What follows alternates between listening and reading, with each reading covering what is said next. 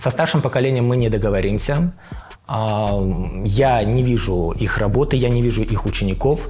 Я вижу сплошное выжженное поле. Награда им будет забвение. Можно записать 3-4 песни, на красивом фоне поставить это все. Но через 50 лет не эти песни будут определять, что было с крымскими татарами в 2025 году. А если у нас элита – это те, кто в красивых костюмах с фесками пришли и спели песню, ну, друзья мои, какая элита, такая и реальность. Свободы мысли нет. И, по-моему, нет желания как-то эту свободу мысли заполучить.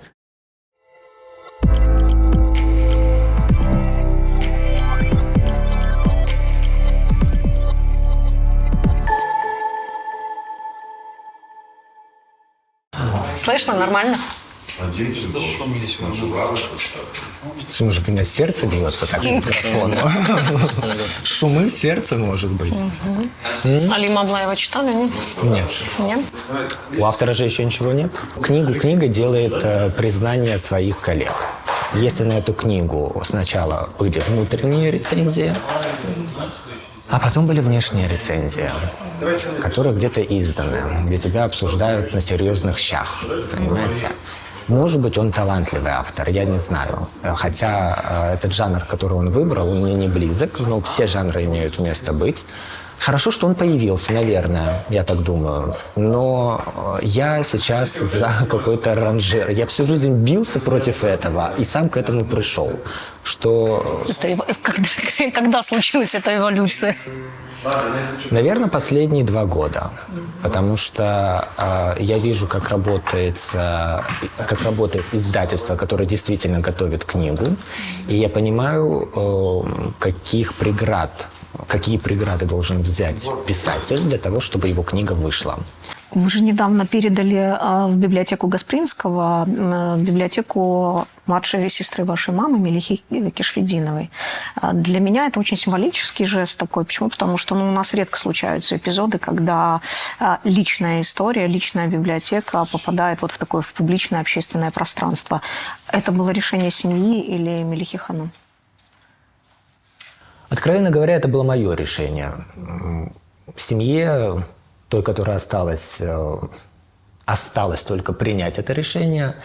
Я должен сказать, что это не только библиотека, которая собирала Мелиха, но и ее мужа, Валерия Игнатьева. Это люди, которые очень высоко ценили книгу как таковую в жизни человека. И мне кажется, мне хочется верить, что они этот шаг одобрили бы. А почему именно в библиотеку Гаспринского? Потому что для Мелихи, конечно, Крым – это родина, родная земля. А Валерий Данилович, он в 1938 году родился в Симферополе. И вот я как писатель предпочитаю кольцевые композиции. Мне нравится, когда вот откуда начали, туда действие и вернулось. Но это так себя успокаиваю на самом деле, потому что когда уходят близкие люди, это очень тяжело. Очень тяжело смириться с этим. Я для себя выработал такой прием, что ли, художественный. Я их сразу перевожу на уровень моих персонажей, моих героев. Они сразу становятся частью моего писательского мира. И мне так легче думать, что они со мной, что они остаются. Мне это важно. В нашей семье я такой, знаете, борец с механизмом забвения. Мне очень важно, чтобы вот ничего не исчезало. Я вот верю в то, что рукописи не горят, что письма не исчезают, что нужные фотографии обязательно тебя найдут. И мне казалось, это правильно, когда часть их любовно собранной библиотеки окажется не просто в Крыму, не просто в Симферополе, а в первой крымско-татарской библиотеке имени Исмаила Гаспринского. Это большая библиотека, это больше 150 наименований, самого разного направления. Это и литературоведение, это и высоко сейчас ценимые книги по искусству, это книги по истории, по современной литературе, классическая литература. Я как человек, который имеет отношение к миру литературы, мне очень хочется, чтобы люди вокруг меня читали. Сегодня, когда книга становится чуть ли не предметом роскоши, когда бутылка пива, а то и 2, стоит дешевле, чем хорошо изданная книга, мне кажется, человек может себе это позволить, даже если он хочет. Вот я верю в то, что эта библиотека, эти книги, они найдут своего читателя. А это с одной стороны, а с другой стороны, люди, которые будут читать, они будут знать, кто даритель. И так будет жить память. И мне это важно. Читательская публика. Вот вы выступаете, вы общаетесь, вы встречаетесь с читателями в разных вообще регионах, да, России в том числе. Как вы бы оценили ту публику, которая там, с которой вы общаетесь, и читательская публика здесь, в Крыму? И вообще можно ли говорить о читательской публике у нас? Говорить можно о чем угодно. И о читательской публике, такой придумывать, может быть, этот несколько феномен, что вот он у нас есть, что пациент скорее жив, чем мертв. Если говорить про московские библиотеки, где я выступаю довольно часто, про ту аудиторию, которая собирается там, она больше подготовлена, более начитана, лучше образована.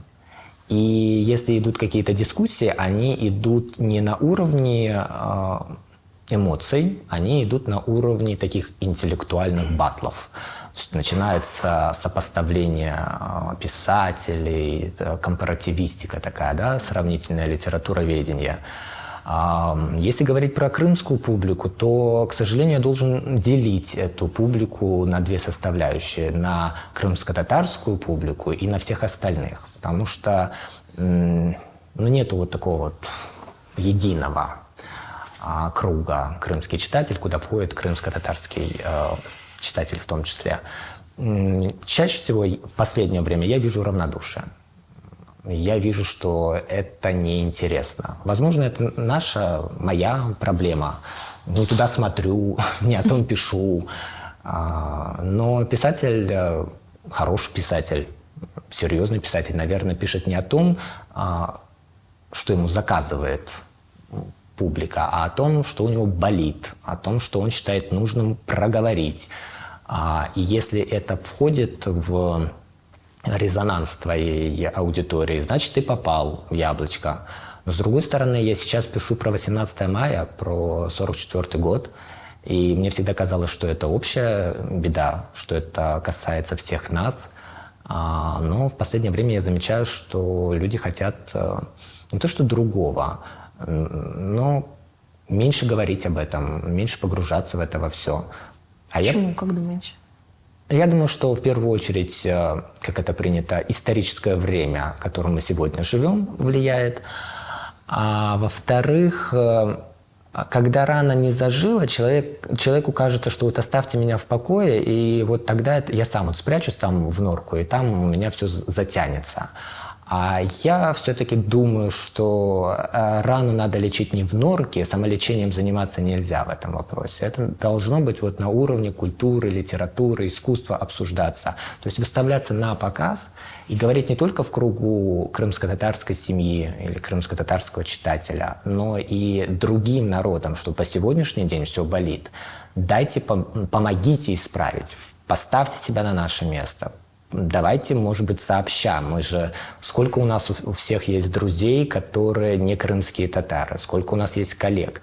Они же погружаются в наш мир. И иногда я чувствую, что им те истории, которые я облекаю в какой-то художественный текст, гораздо больше интересны, чем крымско-татарскому читателю. Интересно. Вот ваш опыт соприкосновения, да, или даже не соприкосновения, скажем так, ваш опыт раскрытия этой раны, публичного такого ковыряния в этой ране, как он воспринимается не крымско-татарской публикой? То есть это про сочувствие, это про жалость, это про соучастие. На что наталкивать дальше? Я не соглашусь с определением ковыряния. Все-таки может быть, промывание мне больше нравится. Знаете, как-то давайте нежнее к нашим ранам. Я никогда не давил на больное. В том плане, что посмотрите, что с нами сделали, вот рвать на себе рубашку. В истории литературы отражено очень много человеческих трагедий. Если ты правильно подберешь язык, если ты правильно подберешь приемы, то ты без разрывания рубашки сможешь достучаться до читателя самого разного уровня. Если говорить про читателя не крымско-татарского, но читающего на русском языке, да, потому что мои-то тексты в основном, они на русском языке. Надо сказать, что меня переводили на сербский, на украинский и на крымско-татарский. Это было.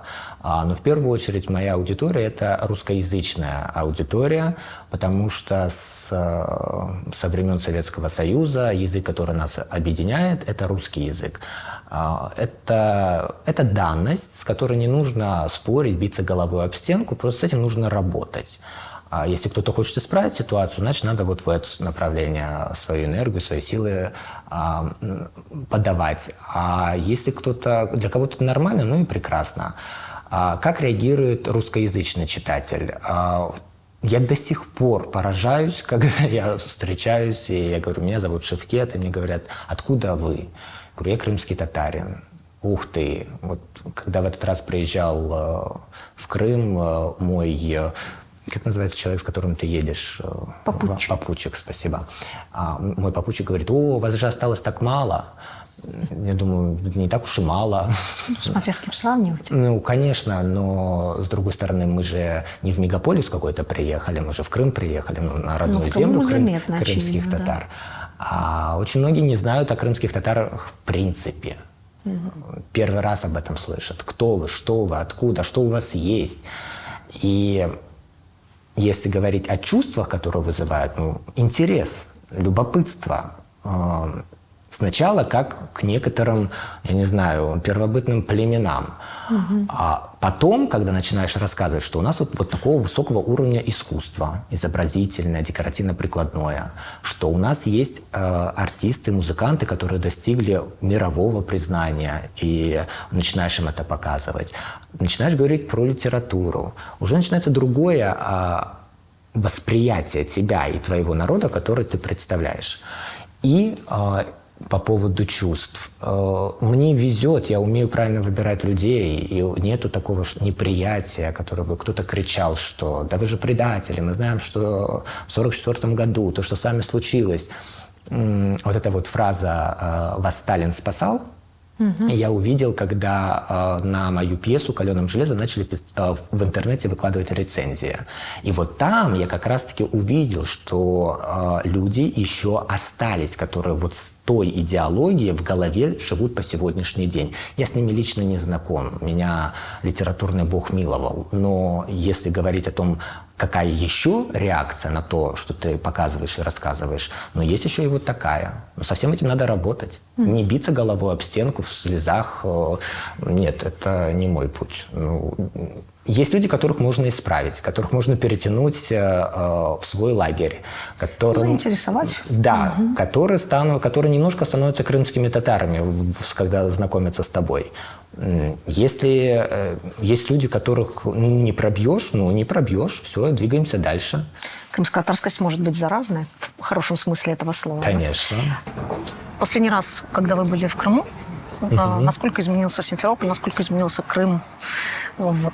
Этот городской шум, чем он отличается, как он отличается от того городского шума, в котором вы обычно находитесь? Слушайте, он несопоставим, конечно, потому что Москва – это мегаполис, а Симферополь – это все-таки город значительно меньше. Я живу не в Симферополе, я живу в ПГТ Красногвардейская, и в Симферополь всегда приезжаю на электричках. Это мой любимый вид транспорта. Я люблю слушать людей, несмотря на то, что у меня всегда в руках книга, я все равно успеваю еще посмотреть, о чем там люди думают и говорят. И я с удивлением смотрел в этот свой приезд в окна, потому что меняется вот ландшафт, когда ты подъезжаешь к Симферополю. Много стройки, не могу понять, хороший или плохой, есть ли там архитектурная мысль или нет, но это много. То, что я вообще абсолютно не видел 1,5 года назад, вдруг начало меняться, начали меняться контуры, скажем так, города. А если говорить про центральную часть, я особо не заметил каких-то изменений. Симферополь замер в этом смысле? Нет, я не думаю, что замер. Все живут так, как будто ничего не происходит. Но это проблема не Симферополя. Очень многие российские города сейчас живут так, как будто ничего не происходит. Это, наверное, инстинкт самосохранения. У меня есть мое место сборки, мой судак, мой ворон, да, там, где я отдыхаю, скажем так, эмоционально, отдыхаю визуально. У вас место вашей сборки какое? Где оно? Мне очень нравится ваше определение, место сборки. Я никогда не слышал. В первую очередь это Бахчисарай. Мне прям там хорошо. Это мое место, это мой город. Мне там тепло, мне там уютно. На меня сходит какая-то благодать среди этих скал, сфинксов. Хотя я понимаю, что мой взгляд – это взгляд человека, который приехал, посмотрел и уехал. Я представляю, как там тяжело жить тем, кто там ежедневно. И, наверное, место сборки недалеко от ваших мест. Есть деревня Капсихор. Да. Я очень много лет там работал и далеко не сразу понял, в чем заключается сила этого места. У него действительно есть своя энергия. И эта энергия очень часто меня спасала. Я этому месту очень благодарен. Ну а главное место – это, конечно, мой дом, где моя мама. Родина там, где мама. Поэтому в Красногвардейске, где нет никаких особых примечательностей, но есть моя мама, для меня самое главное место сборки. А чувство дома вы его возите тогда с собой, получается? Я всегда говорю, что Крым там, где я. Это моя позиция. Я человек импульсивный, темпераментный. Мне иногда хочется... Я очень виртуозно ругаюсь матом. Знаете, мне хочется продемонстрировать это искусство. Но потом я вспоминаю, что я оказываюсь в городе, где, может быть, единственный крымский татарин, которого встретили, это буду я. И по мне будут судить весь крымско-татарский народ. И я пытаюсь взять себя в руки. Я пытаюсь... соответствовать той ответственности, которая накладывается, и пытаюсь держать себя в руках. Поэтому я всегда привожу и стараюсь показать лучшее, что есть в нашем народе. Рассказываю не сколько про себя, сколько про нашу литературу, сколько про наших ученых, про наших художников. Наверное, придет еще время, если заслужу, когда кто-то будет рассказывать про меня. А сейчас мне хочется успеть воздать должное тем, о ком молчат или говорят недостаточно, хотя эти люди, безусловно, заслуживают внимания не только своего народа, но и народов, которые окружают их. Я читала «Каленым железом» вашу пьесу, и мне понравилось, знаете, что вы вот как-то вот мазками затронули очень много разных тем. Ну, как мне показалось, может быть, вы закладывали иные смыслы, да, но тем не менее. Там ведь у нас очень мало текстов, когда переплетается личное и вот такое, знаете, глобально-историческое, да. Насколько мы, ну, скажем так, насколько у нас эксплуатируется, да, вот такой инструмент, такой жанр. То есть художественная литература, она вообще, в принципе, это переплетение такого личного и глобального. У нас крымско-татарская литература, она эксплуатирует такую историю?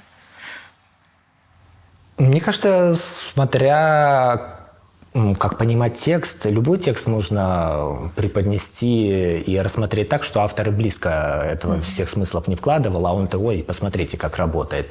Это понятие метатекста, когда автор не вкладывает, а грамотный литературовед увидел, сравнил, приподнял, и ты уже видишь, что это не просто разговор про отдельно взятую семью, это разговор про отдельно взятый народ, с одной стороны, а с другой стороны про все человечество в целом. Потому что вся хорошая литература, она направлена на то, чтобы понять, что собой представляет человек. В его взаимоотношения с другим человеком, его взаимоотношения с обществом, его взаимоотношения с пространством.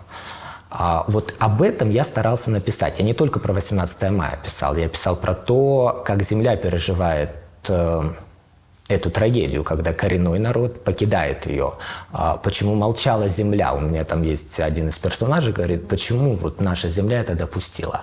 То есть это уже несколько такой метафизический уровень. Это то, к чему я призываю читателя этой пьесы. Не читайте ее как жесткий реализм. Вот, дословно. Дословно. Попытайтесь увидеть то, что там между строчками и над строчками. Потому что Моя история, она на нескольких слоях работает. Достучался я или нет, это уже другой разговор. А то, что закладывалось и был подход, он такой. Вы меня спрашиваете, как наша литература сегодня работает с этими приемами. Я вижу некоторых авторов, которые... Даже не сегодня, а если взять в ретроспективе. Ну, вы же знаете, да, я такой апологет творчества Эмиля Амита, и вот я могу вам сейчас привести в пример его творчества. Он никогда не рассматривал это на уровне только одной семьи. В своих главных текстах возьмите его роман «Последний шанс». Это история народа, и тоже на метафизическом уровне, потому что там не просто крымско-татарская семья в оккупации. Не просто крымско-татарская семья спасает русского летчика от фашистов в подвале своего дома, зная, что в любую минуту могут прийти и расстрелять всех без разбору. Ведь там есть еще такая смысловая точка, она ближе к финалу проявляется, как раз-таки взаимоотношения земли и людей, пространства и людей, но оно уже только в финале просматривается. И если бы он, конечно, бы написал свой второй том, наверное, это было бы что-то большее, чем образцы соцреалистической литературы, к которой мы привыкли, когда говорим про ту эпоху. Смотрите на Эрвина Умерова. Это ведь тоже не просто реализм. Вот возьмите эту его хрестоматийную историю одиночества про собаку Саберлы. Ведь это, опять же, не жесткий реализм, это символизм, по большому счету, который виден особенно на расстоянии. Чем больше мы отступаем от времени создания этого текста, он был создан в 1964 году, опубликован значительно позже, а читают его только сейчас некоторые, только по новой для себя открывают. Вот, пожалуйста, вам эти смыслы и личная история, народа история, взаимоотношения между народами. У нас есть о чем говорить на серьезном литературоведческом уровне. Говорить только мало кому есть. Материал-то готов, исследователей мало. Ровно потому, что это надо исследовать, а не изливать, скажем так, не изливаться мыслью, не изливаться словами. Конечно, потому что речь-то идет про науку. Мы же с вами не просто «Здрасте, я прочитал текст, и я вот сейчас вам расскажу, как я в обморок упал, когда я его дочитал». Нет, ты можешь, конечно, это написать, но это тот уровень, который не засчитывается в серьезном научном мире. Речь идет про анализ. Моя любимая параллель – это вот со стоматологами. Никто не пойдет лечить больные зубы к аматору, который скажет там, вот, слушайте, к знахарю, да, чувствую, что могу лечить. Ну, чувствуешь и лечи свои зубы, да, я к тебе не лягу в кресло. То же самое вот с литературой. Ну, вот так получилось, это издревле, это не только у нас, это везде, что люди думают, они разбираются в культуре, в искусстве, в литературе вот просто на раз-два. Нифига подобного. Так оно не работает. Нужно знать историю литературы, не только национальной, своей, но и рядом прилегающих, потому что если ты собираешься выводить свою литературу на какой-то уровень, где будут обсуждать ее не только представители крымско-татарского народа, а, предположим, представители другого народа, литературоведы, я имею в виду, тебе нужно уметь найти и построить эти мосты. Для этого нужны знания, для этого нужно образование. Тебе нужно понимать, как работает теория литературы, как работает критика литературы, как работает история литературы. Вот с кондачка это не сделать. Это нужно, несколько лет в университете, потом несколько лет в магистратуре, потом несколько лет в аспирантуре. И вот тогда появляются эти литературоведы, которые начинают вплетать вот в это вот мировое панно литературы то, что называется крымско-татарской линией. И говорить, смотрите, у нас есть Эмиль Амит, у нас есть Эрвин Умеров. Они важны не только для нас, крымских татар, они важны и для вас, потому что вы в это же время тоже жили, вы тоже существовали, вы тоже думали, вы страдали, любили, и вас тоже прессинговали. Посмотрите, как это выражается в вашей литературе, посмотрите, как это выражается в нашей литературе. И потом мировое литературоведение сегодня, оно нацелено не на разделение, а как раз-таки вот попытку найти общую тенденцию. Точки соприкосновения. Да, да. И для этого нужны люди.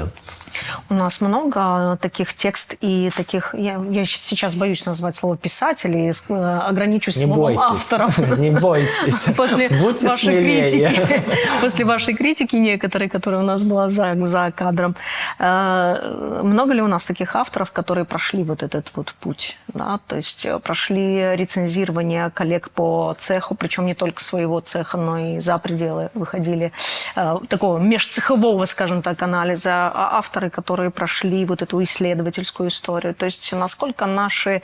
Ну, давайте я сейчас так немножко, может быть, материализую, но тем не менее, насколько наши тексты конкурентоспособны в этом смысле? Если не зацикливаться какими-то временными рамками, а В целом? В целом, да. Ну, профессиональная литература началась не так давно, она началась с Исмаила Гаспринского. Вот это вот профессиональная литература. Конечно, то, что связано с Крымским ханством и вот тем периодом, когда было очень много поэтов, когда вот это было принято, да, когда у каждого хана свой круг воздыхателей, именно культурных людей искусства, это немножко другое. А именно, когда речь идет о публикациях, речь, когда идет о жанрах, о разделении литературы на жанры. Это все началось с Исмаила Гаспринского. И мне кажется, вот у нас же принято говорить, там, Исмаил Гаспринский, он уже у нас с каждого утюга. У нас и медиацентр, и библиотека, и сквер, и улица, еще что-то, еще что-то. И он этого на 110% заслуживает. Но мне кажется, если бы он бросил этот свой терджеман и занимался литературной работой, он бы в 15 раз бы больше выиграл. Потому что как писатель он действительно большой автор. Вот, и он еще по сегодняшний день так и не раскрыт. О нем пишут статьи как о философе, как о человеке, который вот создал нацию заново, да, он ее собрал. О нем пишут как о журналисте, как о человеке, как об издателе, вот такие вот вещи. А если им его как раз-таки, мне кажется, можно в первую очередь вписывать вот в этот вот мировой контекст, начиная с его французских писем, потому что я когда начал читать, мне... Слушайте, это так легко написано, это с такой иронией написано, с таким чувством юмора. Мне казалось, крымско-татарская литература какая угодно, но просто напрочь лишена вот этого чувства юмора. У нас все очень серьезно, особенно если говорить про советский период, она такая кондовая. А у Исмаила Гаспринского вот это вот то, что я высоко ценю, такую, знаете, светская непринужденность. Он Легко. Вот именно, знаете, легко, вот настолько это все. И это по-настоящему увлекает. Я залез в специальный реестр научных статей, посмотреть, а что написано про Исмаила Гаспринского. Миллион статей, но не про его литературную деятельность. Нету французские письма его чаще всего как социально-политический какой-то контекст его рассматривают. Ну, а можно рассматривать с другой стороны, и вот это отвечая на ваш вопрос, о ком? Если говорить уже чуть-чуть попозже, такой, да, промежуток, ну, я не буду здесь оригинальным, я снова назову Эмиля Амита, я снова назову Эрвина Умерова, безусловно, Джингиза Дагджа. Это великий крымско-татарский писатель, я не боюсь этого слова, и писатель, и великий. Его жизнь сложилась так трагически, что сегодня мы должны отстаивать наше право его исследовать. Рано или поздно это изменится. Может быть, в эту прекрасную пору не доведется жить ни тебе, ни мне, но это изменится. Он столько написал, что он в литературе мировой. И если говорить о крымско-татарской литературе, как вот это вот выдвигать, кого выдвигать? Его в первую очередь. Даже, может быть, я бы больше акцент сделал на него, чем на Исмаила Гаспринского. А если говорить про сегодняшний день, ну, подождите, дайте время. Человек так просто... Нельзя из воды сделать вино. Это только в Библии. В литературе надо время ждать. Время и брожение, как минимум. Надо ждать, да, надо ждать. Почему к художественному тексту идет другое отношение? Я написал, мне убивают авторы, которые говорят: ой, я вообще редактировать не люблю. Вот как оно вылилось, так оно и вылилось. Мы же, извините, не про понос говорим, как оно вылилось, так оно вылилось. Это же то, что с чем ты претендуешь на внимание человечества, да, не просто там круг своей семьи. Поэтому над этим нужно работать, это нужно чистить, это нужно перечитывать, откладывать, давать возможность тексту остыть, тебе о нем позабыть на какое-то время, чтобы на свой текст уже потом смотреть на некотором расстоянии, как будто бы свежим взглядом. Остыть эмоционально, как минимум. А я вижу, что утром в газете, вечером в куплете. И вот такую работу я не очень уважаю. И я не совсем понимаю, почему от меня все ждут, что я буду в восторге биться, что в обмороке падать. Нет, я в обмороке от восторга падать не буду. И, разница моя между старшим поколением и сегодняшними авторами в том, что я крылья не ломаю. Я, наоборот, протягиваю помощь. Я всем говорю, что если ваш текст написан на русском языке, который я прекрасно знаю, если вы не боитесь мне написать, мои социальные сети открыты. Мне все время пишут. В пьесе «Каленым железом» вы затронули очень, на мой взгляд, актуальную и важную историю про, во-первых, треугольник Зера, Рустем и Мурат, да, одни из таких главных персонажей. Треугольник, скажем так, позиций, идеологических позиций, да, я бы сказала, кроме там личностных. Треугольник, разделивший, да, и, в общем-то, это же про народ, разделивший его изнутри, да, когда кто-то был обижен большевиками, советской властью и встал на другую сторону, а кто-то принял позиции, идеологию советской власти, да, и стал частью этого дискурса. Эта история у нас не проговорена с точки зрения, скажем так, какой-то балансировки, что ли, да, эмоциональной балансировки, идеологической балансировки. Как мы готовы к обсуждению этой темы? У нас есть истории, текстовые истории, которые позволяют, скажем так, погрузиться вот в этот дискурс внутренних каких-то противоречий, скажем так. Как в песне поется, я вам не скажу за всю Одессу, я вам скажу за себя. Я готов. Если у нас тексты на подобные острые темы, конечно, есть. Я бы назвал в первую очередь рассказ «Черные поезда» Эрвина Умерова, который очень ярко, задолго до моего рождения, показал, какими разными мы можем быть по отношению друг к другу, особенно во времена беды, которая накрыла всех. Если вы помните, там действие происходит в вагоне.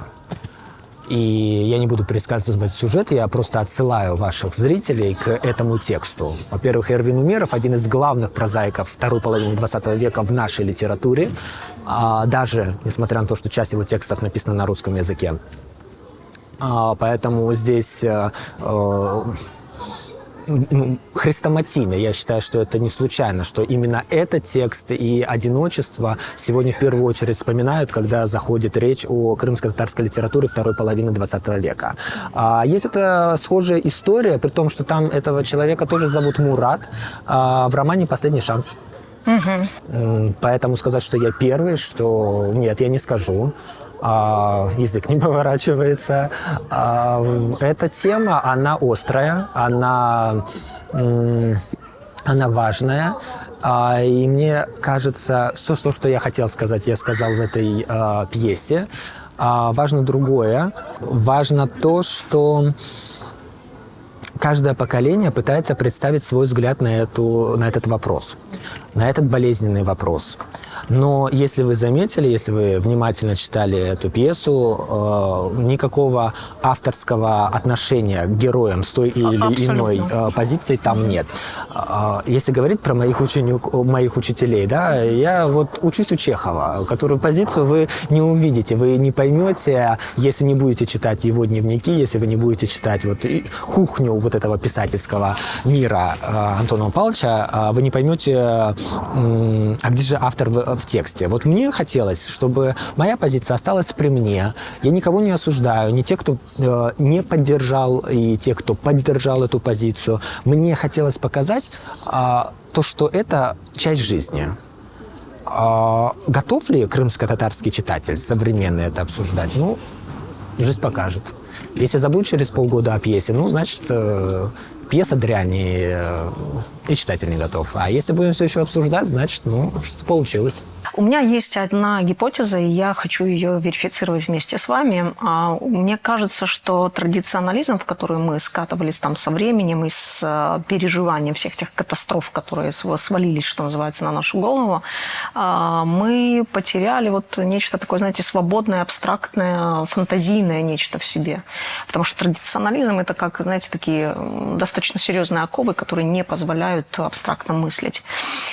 Если раньше в наших сказках на волшебном коне всадники могли легко оказаться, без проблем оказаться в Багдаде, то уже позже мы превратились в какую-то, знаете, у нас пошли легенды, пошел пересказ каких-то историй.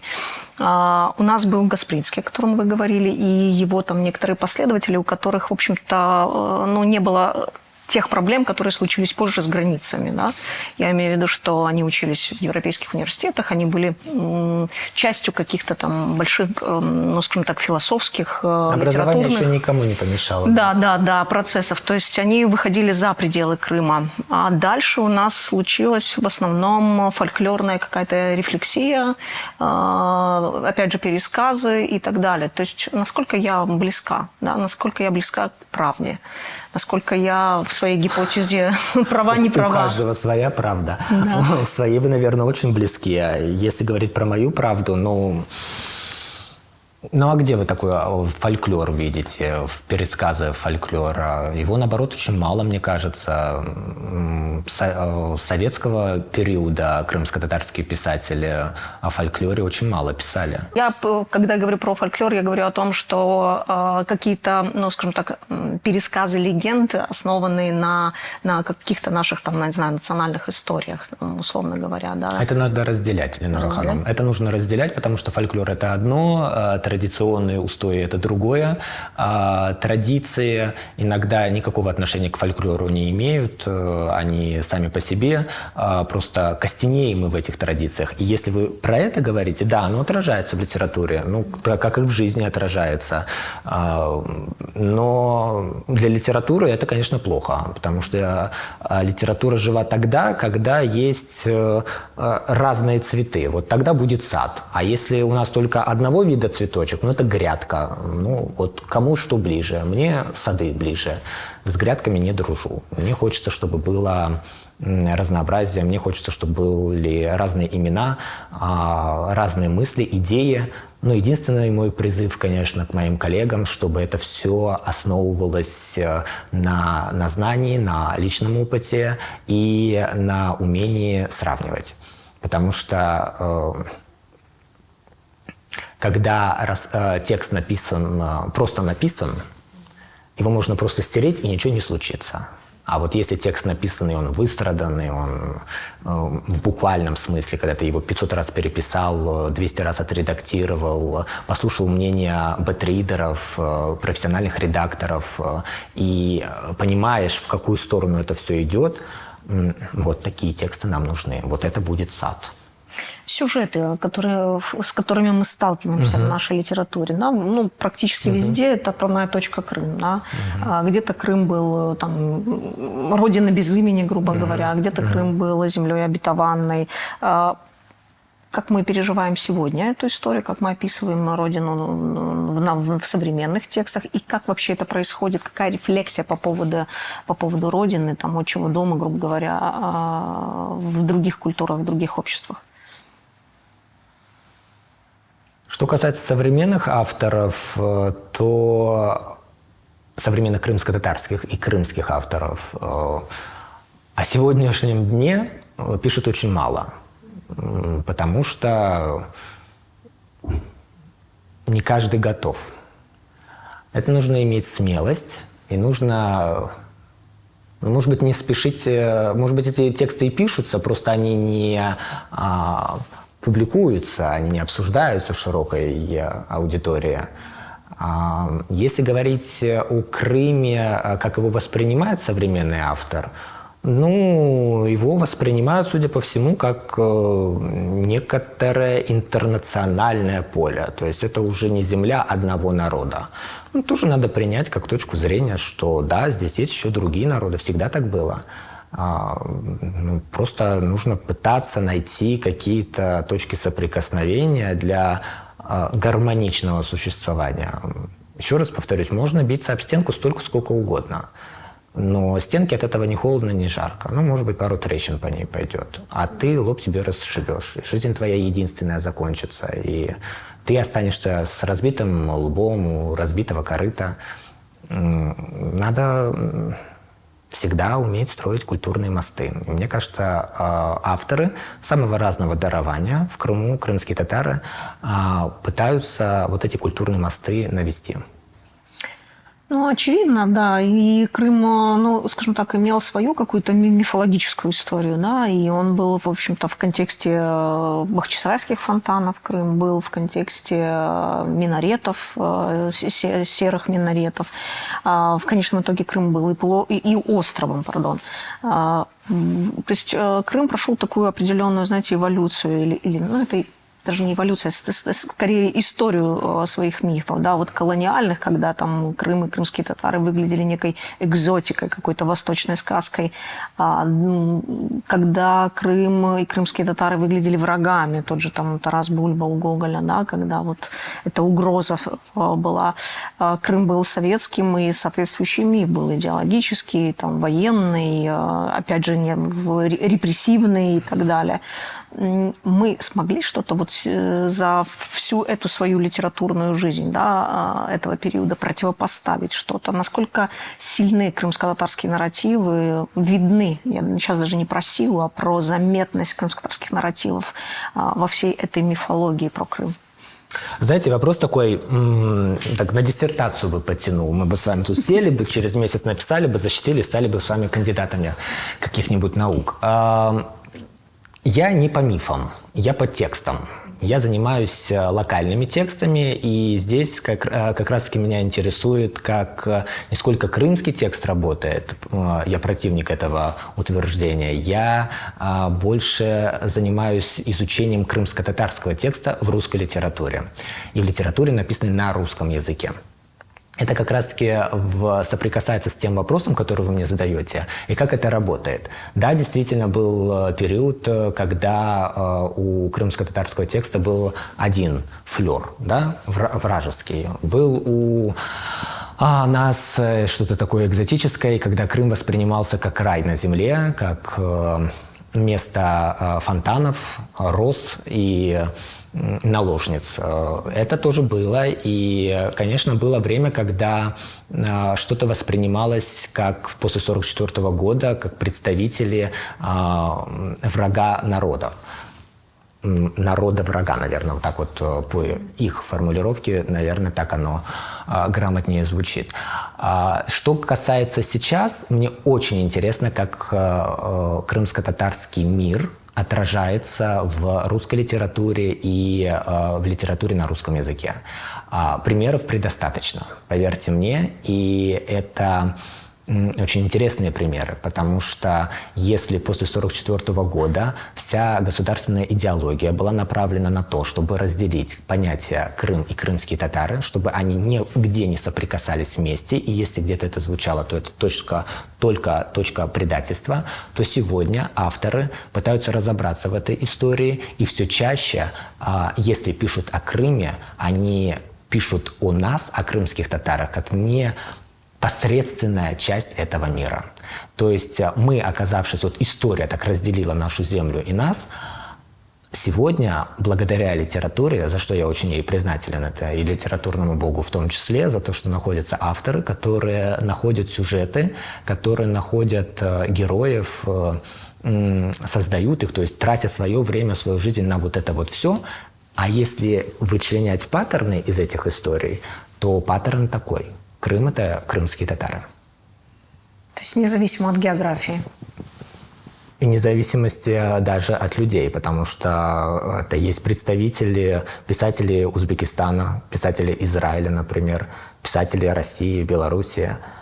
Вот так оно проявляется. То есть рано или поздно, если история не расставит все по своим местам, литература все расставит по своим местам. Чья это заслуга? Это наша заслуга вот за энное количество лет, что мы каким-то образом себя вот так вот продержали, что на нас смотрят теперь другими глазами.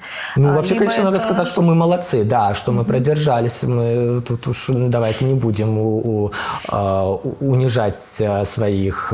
Я не про выживание, я про позиционирование. Не очень хорошее слово, да, но про заметность, давайте так скажем. Про заметность в таком физическом смысле.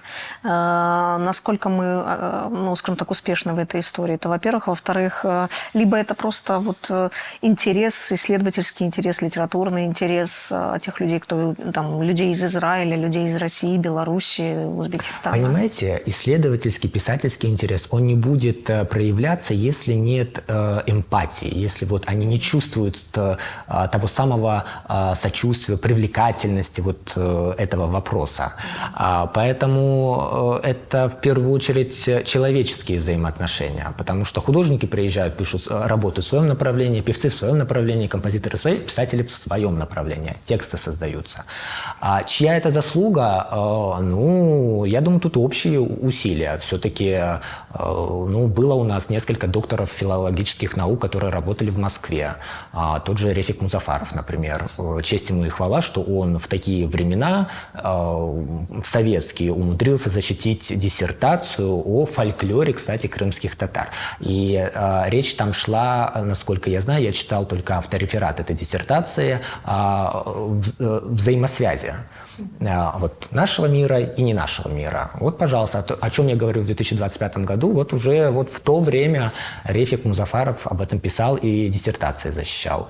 Я думаю, что люди, которые были вокруг него, они понемножку погружались в эту историю. Потом кто-то приезжает, какие-то ансамбли, приводятся какие-то выставки. Это процесс очень длительный. И здесь никогда не знаешь, что выстрелит. Большая крупная выставка крымско-татарского искусства или один разговор с глазу на глаз с каким-то исследователем.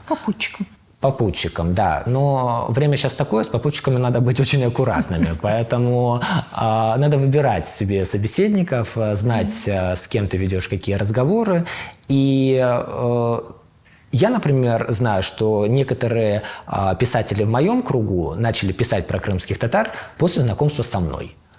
И поклон им за то, что они это сделали. И сделали это так, как я вообще не ожидал. Как это выстраивается, когда ты это видишь и думаешь, мало того, что талантливый автор, так еще так оригинально все это представлено, что это интересно читать. Не только мне, как человеку, который заинтересован в этом тексте, но и тем людям, которые рядом. Буквально полчаса назад вы говорили, мы с вами сидели тут немножко в другой локации. И вы высказали такое свое разочарование, да, тем, что мы сегодня называем творческой и культурной элитой. Сегодня вы говорите, что, в общем-то, нам что-то удалось. Сейчас вы говорите, что нам что-то удалось. Где правда? Шевкет Кишвединов полчаса назад или Шевкет Кишвединов вот в данный момент? Не вижу несостыковок в том, что я говорил, потому что полчаса назад речь шла про современную элиту. А сейчас я говорю про Рефика Музафарова, который работал в 60-х и 70-х годах прошлого века. Все-таки есть небольшая разница мы едем временная. На запасе.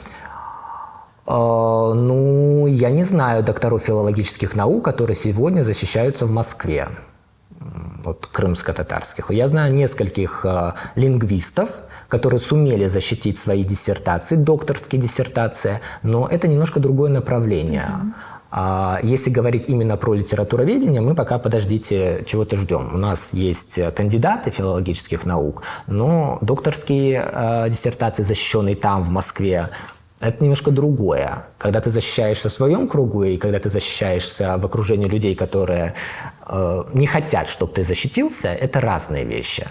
Поэтому почему я восхищаюсь Рефиком Музафаровым? Потому что вот он такой был один. А много у нас знают про Рефика Музафарова? Я думаю, что нет. А почему?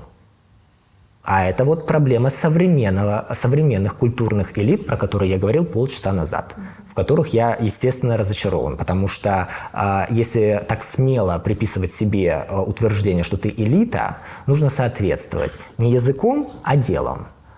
Если хватает сил, энергии, то тогда да, ты свое место занимаешь не просто так. А если у нас элита – это те, кто в красивых костюмах с фесками пришли и спели песню, ну, друзья мои, какая элита, такая и реальность. Означает ли это, что у нас, ну, скажем так, повседневная культура такой с налетом повседневности, не отсутствующей глубины, без смыслов, и мы такие, знаете, ну, простите, банальные? Мы не банальные, но мы излишне празднично настроены. Знаете, вот опять же повторюсь, я не против музыкантов, я не против композиторов, я не против хайтармы, я не против борьбы куреш. Но когда это сводится только к этому, у меня возникают вопросы. Потому что культура народа, ну и вообще сам народ, он держится на литературе, на книгах. Вот вы сами, изучая украинскую, русскую литературу, французскую, английскую, вы же не изучаете певцов. Вы же не изучаете, какая там песня в 40-х годах была. Вы смотрите, какие писатели были, какие романы писались, как выражался вот этот вот воздух времени, в котором жил этот писатель. А у нас, получается, писатели, исследователи, вот эти вот гароплар-филологи, вот эти вот лингвисты сами себе там что-то делают, а по большому счету их работа должна быть на первом плане. Потому что язык спасают они. Понимаете, есть какой-то... Ну, нужно уже понимать, что двигает культуру, что движет культуру вперед. Можно записать 3-4 песни, на красивом фоне поставить это все. Но через 50 лет не эти песни будут определять, что было с крымскими татарами в 2025 году. Для кого публиковать 5-6 книг, если мы говорили о читательской публике, которая, ну, мягко говоря, вас расстраивает? Да? То есть для кого мы проводим Красноярскую книжную ярмарку, для кого проводится Китап-фест, для кого проводится... Для молодого поколения. То есть вся надежда только для этого? Только на него. Со старшим поколением мы не договоримся. Я не вижу их работы, я не вижу их учеников, я вижу сплошное выжженное поле. Награда им будет забвение, естественно. И нет ничего страшнее для творческого человека или для человека, который мнит себя творческим, чем забвение, когда твое имя вычеркивается из истории. Гораздо более талантливых людей забывали. А моя надежда, да, вот на молодых, на 20, 30, на 50 человек, которые есть, которые гораздо лучше, чем я, владеют крымско-татарским языком, которые гораздо лучше владеют искусственным интеллектом, вот всеми этими чатами, которые умеют продвигать. Вдруг одна команда может снять какой-то фильм, который в моем поколении бы требовал, квартиру надо продать, а они вот каким-то образом умудряются это сделать, представить, показать. Вот для них и надо снимать вот эти фильмы, делать эти книги, проводить лекции и делать ставку на них. Потому что если вы рассчитываете, что ситуация изменится, когда мы песни будем петь, ну хорошо, она может быть изменится, но, по-моему, не при нашей жизни. Что не так со старшим поколением? Причем как писательским, так и потребительским, ну, в кавычках, потребительским. Я не берусь рассуждать о всем старшем поколении. Поколение бабушек, дедушек, я ими восхищаюсь безмерно, ими. Вот тем понятием, как соль земли, да, люди, которые выстояли. Выстояли, когда высылали, выстояли на чужбине, вернулись, опять же выстояли. Проблема с поколением, по-моему, наших родителей. Потому что мы не заметили, когда меняется жизнь вокруг нас. Не нужно, жизнь определяется не количеством машин, этажей у тебя домов, а образованием. Образованием, которое нужно давать, которое нужно, чтобы оно было не наносным, чтобы оно не было дежурным, чтобы оно действительно порождало специалистов, которые нашу культуру, она у нас очень маленькая, кто бы что ни говорил, мы малочисленный народ, и после 2022 года, по-моему, еще меньше нас стало здесь, в Крыму, поэтому, конечно, нужно пытаться поддерживать друг друга. И когда мы видим людей, вот очень многие же говорят, вот я на полноса вырываюсь вперед, и мне тут же по этому носу дают. Чья это проблема? Кто должен этот нос защищать? Ну, наверное, старшее поколение, которое все это прекрасно знает, которое через это прошло. Что за рассуждение? Мы через это прошли, и вы через это пройдите. Но так не работает, потому что есть люди, у которых есть стержень внутри, и которые получили по этому носу и думают, ладно, я все равно справлюсь. А есть люди, которым крылья обломали, вот только они взлетать собрались, и все, собрались взлетать. Вот здесь вот в этом проблема, что у старшего поколения, которое называет себя культурной элитой, я все чаще вижу, вы все подождете. Сначала я. Вот это вот сначала я, оно сколько должно продолжаться? 40 лет тебе было, сначала ты, 50 лет тебе, сначала ты, 60 лет, сначала ты. Это же уму непостижимо, когда спрашивают, что ваша литература сегодня собой представляет. Ну, давайте задавать вопросы не мимо проходящим людям, а Союзу писателей крымских татар, нашему единственному литературному журналу. Где ваши воспитанники? Я могу сказать, где мои воспитанники, где их воспитанники. Я же себя не определяю как какой-то союз или какой-то журнал. Почему у меня есть ученики, а у вас нет? Наше писательское сообщество, оно не состоялось, в общем, или литературное сообщество, окей, оно не состоялось. Ему сейчас нечем гордиться. Смотря кого определять литературному сообществу. Мы говорили о Союзе писателей Крыма. Я не знаю, кто там. Я знаю, кто там, но что они делают? Где книги, которые обсуждаются широкой публикой? Где рецензии? Где экранизация? Если вы такие крутые, без вас никуда. Мы где крутые? В узких кругах отдельно взятой квартиры или все-таки хотя бы в рамках полуострова? Я этого всего не вижу. Не говоря уже о том, чтобы взять эти книги и повезти куда-то за предел полуострова, показать там и сказать, что вы думаете про это? А то, что нет, я не могу сказать, что мы не состоялись. Все равно поэтапно. Беда в том, что, знаете, гении не рождаются на ровном месте. Должна быть почва, должна быть среда. И вот по сегодняшний день, наше поколение, наверное, должно стать перегноем для этой следующей поросли. Очень грустно, что ты для кого-то просто навоз, но что делать? Тебе нужно быть этим культурным мостом, пытаться в этих пишущих мальчиках и девочках находить тех, кто действительно не случайно пришел в эту профессию, в это ремесло, которые действительно что-то понимают, может быть, пока на интуитивном уровне, и ты должен им помочь.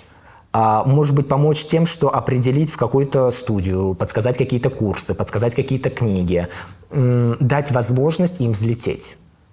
Я знаю десятки историй, когда мне рассказывали 40-летние авторы. Ты знаешь, я тоже когда-то писал. И я пришел в наш союз, и меня так раскатали, что я после этого боюсь вообще к листу подходить. Я люблю сравнивать, знаете, все эти наши истории. По-моему, то есть, вы одна только любите сравнивать. Да? Это трагедия или... Конечно, нужно уметь сравнивать, нужно понимать. Да, не знаю, насколько у меня это получается, но, по крайней мере, я тренируюсь в этом. Я люблю сравнивать в том числе и литературу, и прекрасно понимаю, в каких условиях писалось и работалось людям, жившим в советскую эпоху, в эпоху запретов, каких-то идеологических рамок и прочее.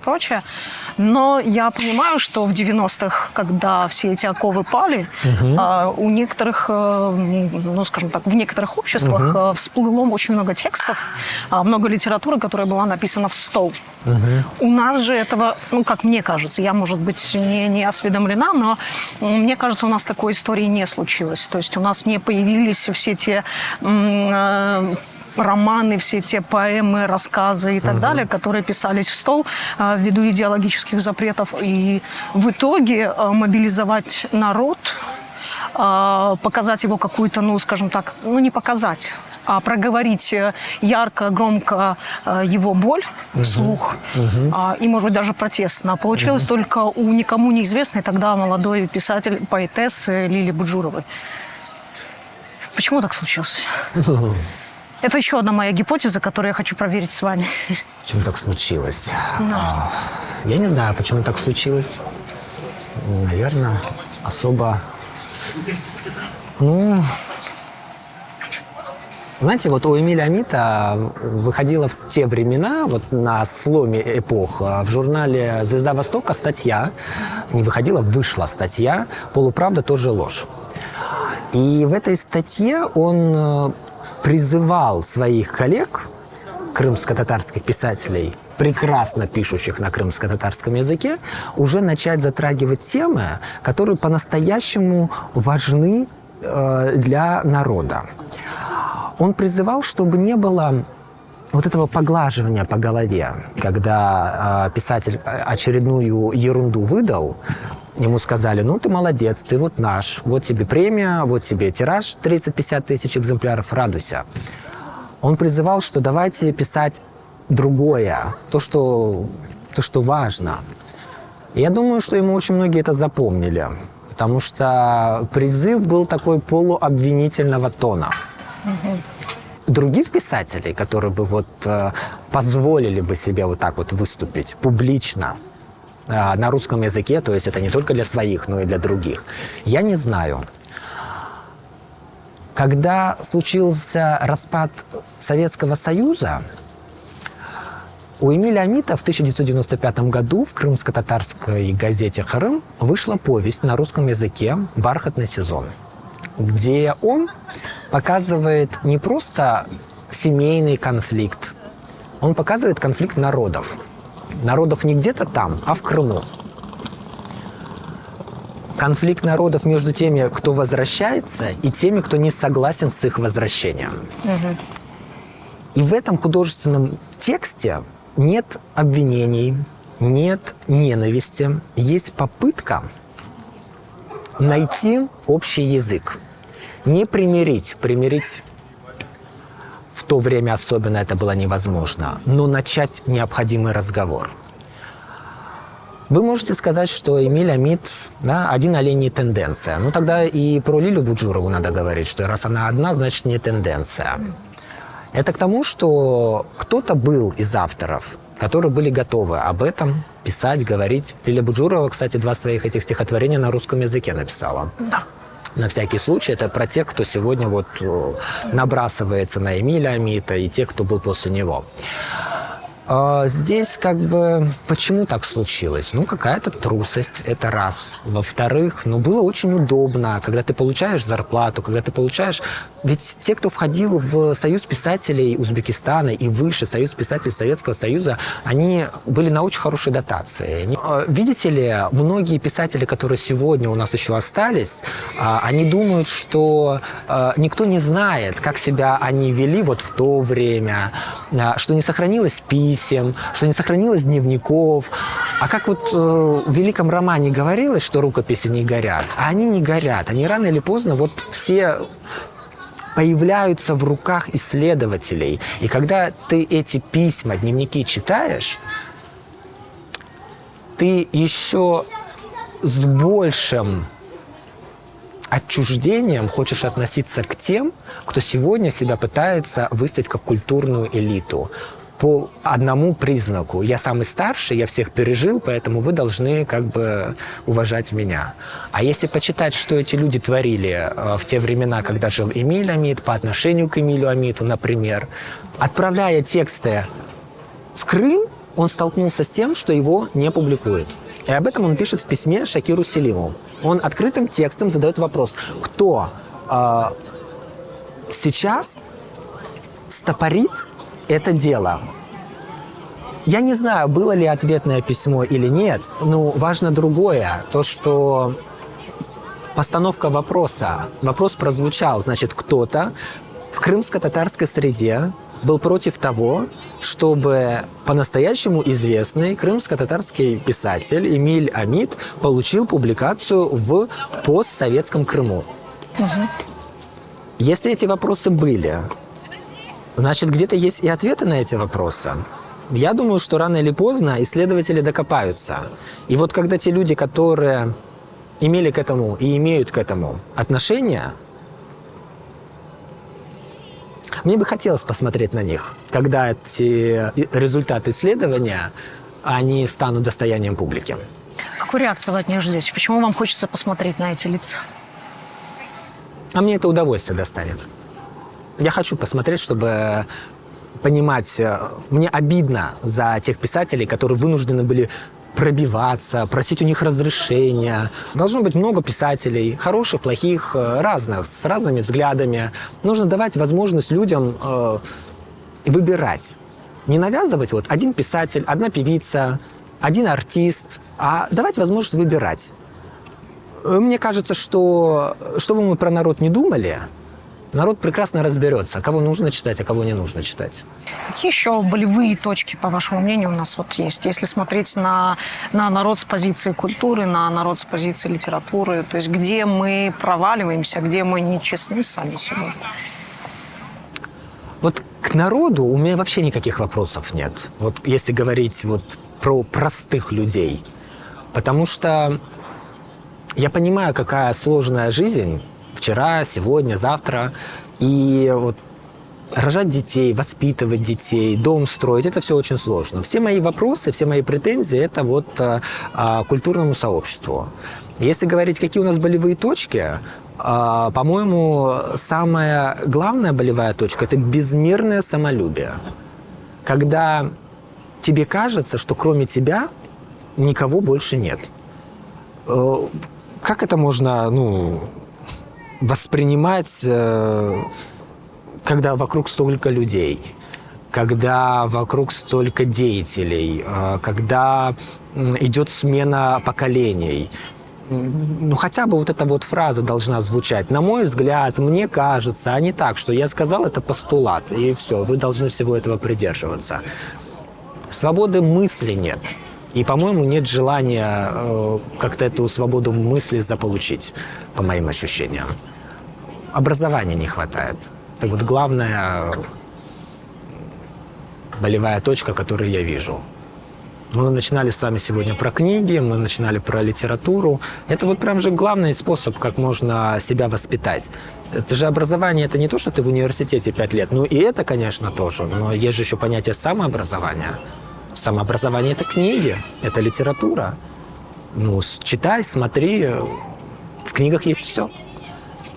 Я не знаю, насколько возможно, либо невозможно в контексте литературы говорить о задачах, которые она должна решать. Да? Вот, если бы мы Литература никому ничего не должна. Вот. Но если бы мы говорили о том, что нам хочется больше себя видеть, да, себя литературных видеть на какой-то публичной сцене, больше вариться в мировом контексте, то какие задачи нам сегодня нужно решить? Сначала учиться. Сначала этому нужно учиться. А не так вот, я сегодня написал, завтра давайте меня на международную ярмарку, и вот погнали. На международной ярмарке дураков нет. Сразу все будет понятно. И если у тебя есть мозги, ты сам это поймешь. Когда ты приедешь на международную ярмарку, посмотришь налево, направо, голову в плечи втянешь и думаешь, так, валить, отсюда надо валить. Я не готов, мой уровень не дотягивает. Поэтому нужно учиться. Я вам перед встречей сказал, да, не самый достойный пример для цитирования, но учиться, еще раз учиться. Искать курсы, искать сообщества, может быть, не крымско-татарское сообщество, искать людей, которые могут быть тебе наставником, пусть хотя бы на какой-то период. Понимать, что это не на ровном месте, что в это нужно вкладывать время и деньги, и свой талант. Ты должен понимать, что ты должен или ты должна понимать, если речь идет не о мальчиках, а и о девочках в том числе. Сейчас, кстати, девушек гораздо больше пишущих, чем парней. Раньше было по-другому? Да, раньше было по-другому. Слушайте, возьмите фотографии там Крымско-татарского союза, писателей 40-летней давности. Вы там увидите 2-3 женщин, все остальное это мужчины. Сейчас вообще мы все еще держимся благодаря женщинам. Если так внимательно посмотреть, женщины возглавляют библиотеки, женщины возглавляют музеи, медиахолдинги и так далее. Мужчины, видимо, понимают, что это искусство, эта культура денег не приносит. И вот эти вот мальчики и девочки, которые сегодня думают о том, что я стану писателем, они эту мысль тоже должны держать в голове. Литература от тебя потребует все. Вот ты должен думать, готов ли ты вот это вот все этой литературе отдать. Тебя будут пинать, тебе будут говорить, ты не прав, кто тебе дал право говорить, кто тебя уполномочил на вот эти все мысли и так далее. Ты должен понимать, куда ты лезешь. И если ты вот через это все проходишь, если ты это выдерживаешь, ну, значит, ты что с собой представляешь и имеешь право быть. Мы в состоянии, возвращаясь к вопросу о мифах, в которых проживал свою жизнь полуостров Крым, мы можем не претендовать, наверное, а сложить новый миф Крыма. Да? То есть вот исходя из того, что были там колониальные, были советские, из чего будет наш миф? Ну, я условно слово миф беру, да, то есть это мы опять будем заниматься терапией памяти, у нас появятся новые какие-то фантазийные горизонты. Ну, есть у нас вообще повод для оптимизма в этом контексте? Повод для оптимизма. Слушайте, я вот физику плохо знаю, но помню этот закон, ничто не берется из ниоткуда и не девается никуда. Поэтому отбросить все те мифы, которые связаны были с Крымом до сегодняшнего дня и сказать, сегодня мы начинаем с чистого листа, это невозможно. Это часть нашего ДНК, оно в нас. Можно вот так вот смотреть на мир, знаете, как это ребенку. Вот так вот я есть, вот так вот меня нет, от этого ничего не меняется, это только твое представление. Что будет у Крыма дальше, я не знаю, жизнь покажет. Какие будут направления в литературе? Вы говорите про память. Это прекрасное направление, потому что от этого отталкиваешься и к поверхности плывешь. А там выдыхаешь и видишь что-то новое. Вот глядишь, какой-то новый горизонт тебе открылся. Ну, а зато оттолкнулся от чего? От того, что было в твоей семье, от того, что было у твоего народа. А если говорить про какие-то направления фэнтезийные и так далее, ну, прекрасно, пусть они будут. И главное, чтобы это было не графомания. Знаете, вот в художественной гимнастике Советского Союза всегда учили, ты должна быть, девочка в красивом купальнике, ты должна быть на 2 головы выше, потому что одну голову тебе точно снимут. Ну и в нашем случае тоже так же. Нельзя позволить себе вот быть не на уровне. Потому что все равно, когда речь заходит о крымских татарах, все еще вот это вот оцепенение, оно чувствуется, оно присутствует. Нам, получается, нужно не только доказывать, что имеет место наше творчество, наше искусство, но и не забывать про то, что мы имеем место в том числе. И это не потому, что вот так мы хотим, а потому что в цивилизованном мире так принято, что человек может высказывать свою мысль, у него есть право на вероисповедание, на национальность и так далее, и так далее. Мы можем уже говорить, что мы, по сути дела, сформировали или формируем новый какой-то свой образ крымских татар, благодаря работам новых авторов, благодаря вот в целом тому, что у нас происходит какая-то, пусть светская, не культурная, но светская жизнь, да. Это меняет нас, то есть это уже становится заметным в нашем образе, скажем так. У меня нет ответа на этот вопрос. Я не стесняюсь в этом признаваться. Я не должен быть экспертом в каждой области.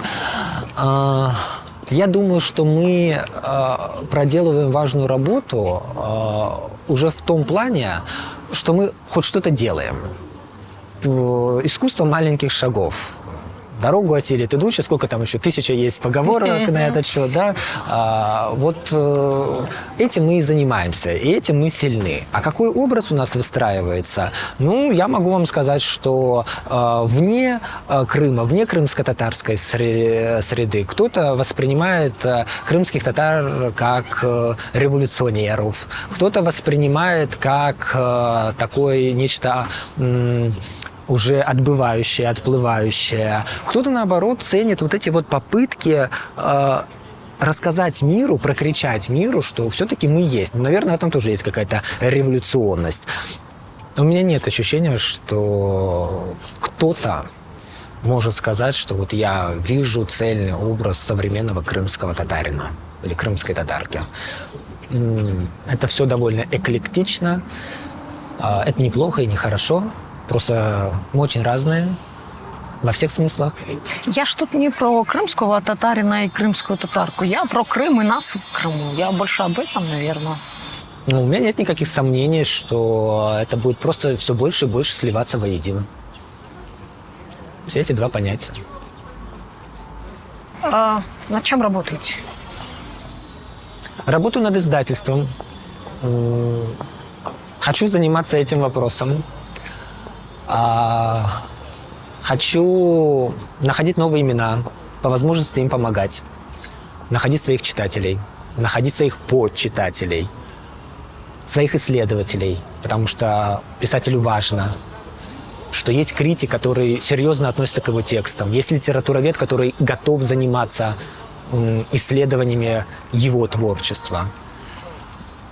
Продолжаю писать сам, но не стремлюсь делиться этим с окружающим миром. Почему? Я люблю, чтобы меня ценили и относились как к дорогому гостю. Когда я вижу, что этого нет, я не побегу и выпрашивать любовь не буду. Саумс. This is the sounds.